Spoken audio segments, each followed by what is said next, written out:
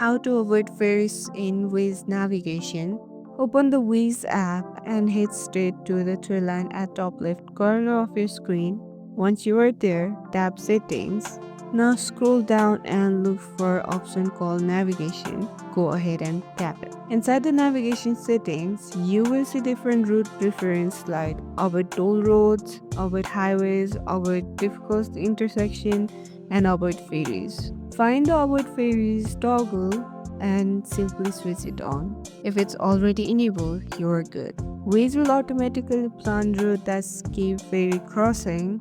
Now go back to main screen. When you search for destination, Waze will calculate the best route without including any ferry transportation, even if it seemed like a shortcut.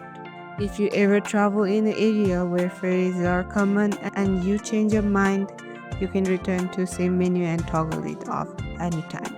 And that's it. If this video helped you, don't forget to like, share, and subscribe to our channel, and see you in the next video. And thank you for watching.